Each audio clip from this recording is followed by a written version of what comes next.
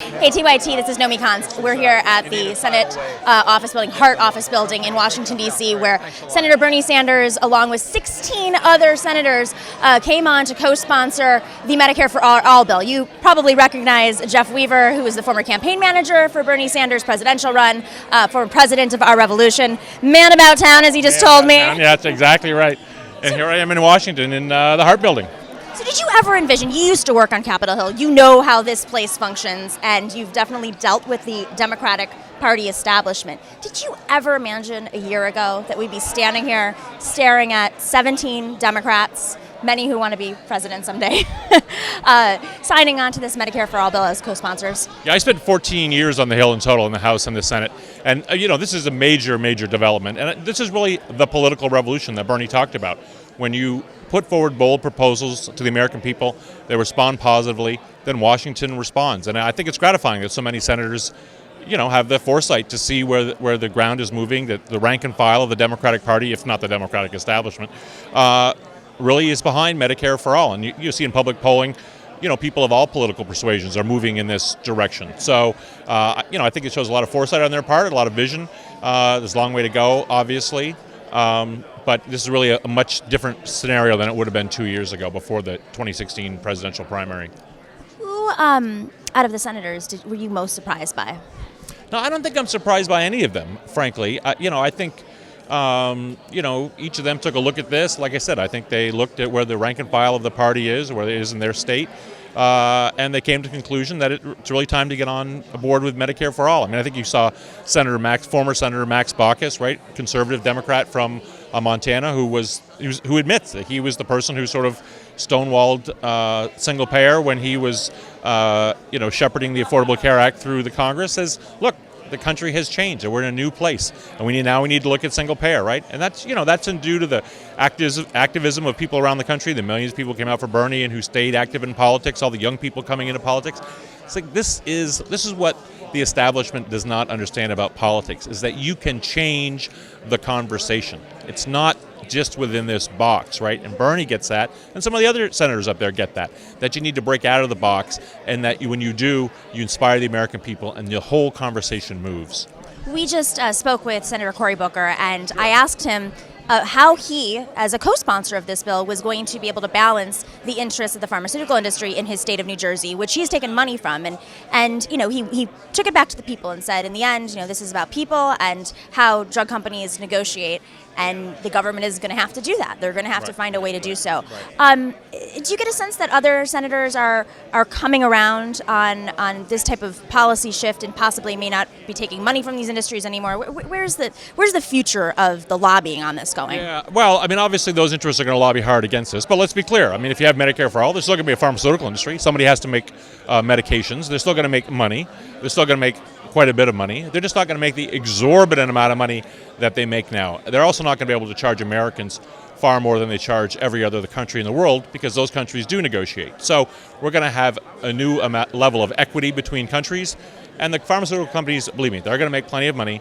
They're just not going to make the outrageous amount of money they make now. Martin Shkreli money. Right, exactly. That kind of thing will be done with. Let's do a little how a bill becomes a law, Schoolhouse Rock, Sure. Since you know how this works. Where does it go from here? Well, look, I think that there's a lot of what I would call political work to be done on the front end of this, and that means these co-sponsors, Bernie and the other co-sponsors, as well as grassroots groups, activists, people in the various states who have been active around single payer, all going out. I think there's a lot of public education that still needs to go on about a single payer and its benefits. Obviously, a lot of misinformation is going to come out from the Republicans and from the health insurance industry, which is going to have to be combated. So that's the sort of political groundwork that needs to be laid. Now, let's be clear. There's a Republican Senate, a Republican House, and a Republican president. So none of them are going to pass this. So, the truth is, part of passing Medicare for All is getting rid of them, right, and replacing them with public officials who are going to support this kind of sane health care policy. So there's a long way to go on this. It's part education of the American people about what this means for them personally. It's healthcare. People want to know what it means for them personally, what it means for them financially. It means getting rid of the dead wood in the Congress. It means getting rid of the current occupant of the White House. and it means continuing the political revolution that Bernie talked about, transforming politics in America. It's funny that you say that because I was just looking at recent polling, and you're right. Not only do the majority of Democrats and independents support Medicare for all, but I believe it was 47% of Republicans compared to 38% of Republicans support Medicare for all, a single-payer system. And to me, that makes me wonder, and I'm not sure what the strategy is going forward to lobby the Republicans or to unseat them, but Republicans ran against Obamacare for so long. They failed at it. And then there's this system that fixes all the problems that they complained about. Right. That maybe single payer is popular in their districts to their own doing. I mean, they went out there campaigning against Obamacare. Do you think this is going to backfire and you're going to see an effort to run against the Republican bashing of single payer?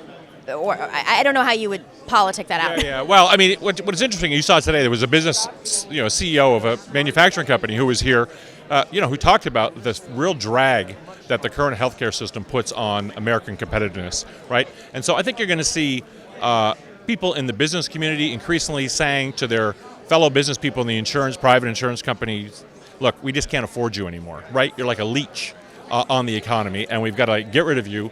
As he said, they're like a middleman that provides no value added, right? So we've got to get rid of the private health insurance companies. And look, I'm aware there was a meeting, I think one of the networks hosted it, of Trump voters in West Virginia, and they said, how many of you support single-payer health care? And half of the hands went up in the room, right? So this is an issue that really transcends traditional left, right, Democratic, Republican, independent politics, right? This is about securing the health of the American people.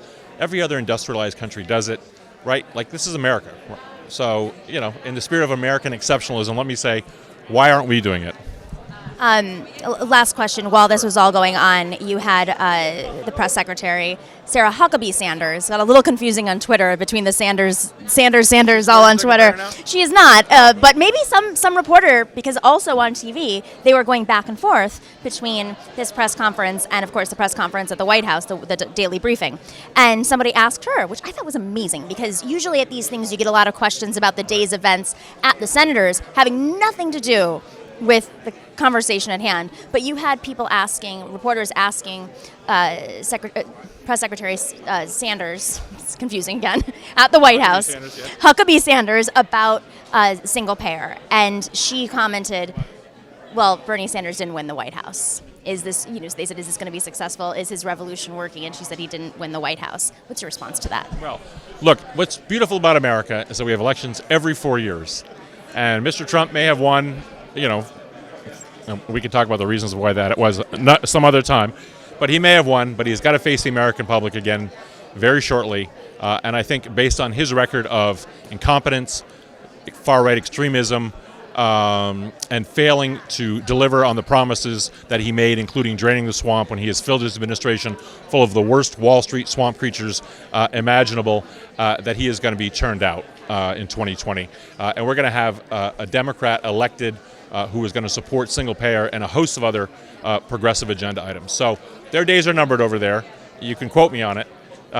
You can come back to see me in 2020. Quote me on it. Their days are numbered, and soon enough, the Democrats will have back the House and the Senate, and we'll have a president who is capable of delivering because they're competent and because they really care about the American people and not about a Wall Street agenda.